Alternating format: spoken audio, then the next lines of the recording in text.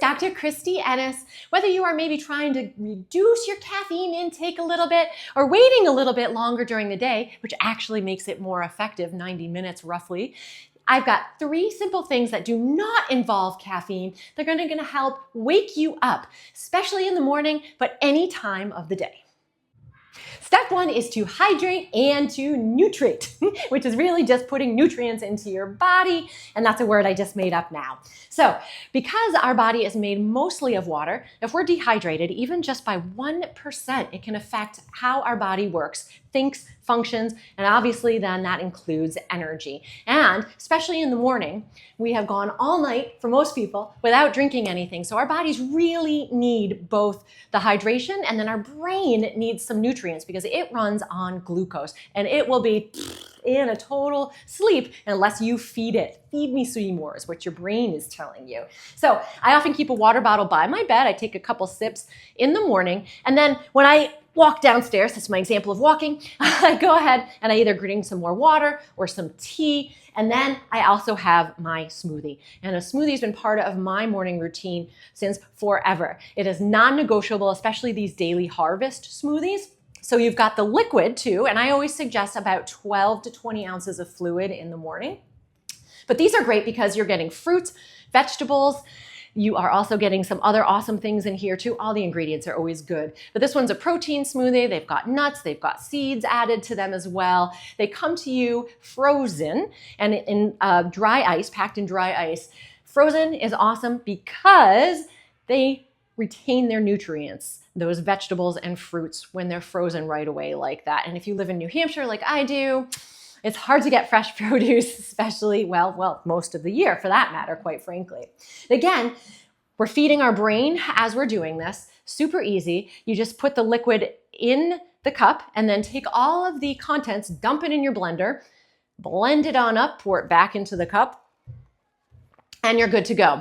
I often take it actually in the car with me if I'm really rushing. That way I'm still doing something really good for myself first thing in the morning. These are great as well as making sure you're hydrating with some other fluid during the day as well for a little bit of pick-me-up. Total amount of fluid that you want to shoot for during the day is your body weight. Divide that in half, and that's the number of ounces of fluid. So that's water, that's coffee, that's tea, that's smoothie, all of that fluid. So that should help to also keep that energy level up. And you guys can get 15% off of an order of $100 or more if you use my code, which I'm gonna put here for you guys, and will also be in the description.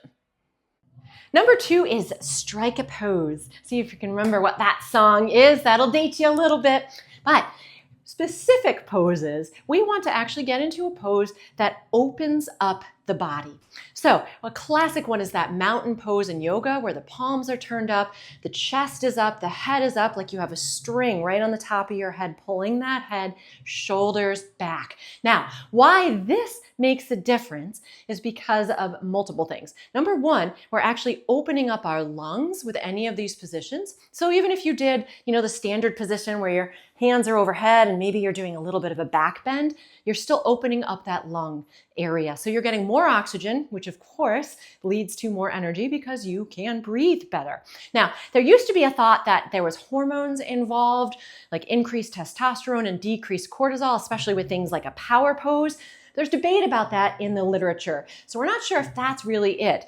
But we do know that it absolutely just psychologically makes you feel better to be open and tall. So think about it. When you're really sad or depressed, are you ever standing like this or sitting like this? No way. You are like this. My husband swears that my lower lip does that too. So everything is closed. So this, again, psychological. Now, when we're in this closed position too, we're actually pinching off muscles, a little bit of blood supply, and even nerves. So you're gonna increase pain more often than not. Certain muscles will get tight. So even just being in this position opens up that whole spinal area and all of that nervous system as well.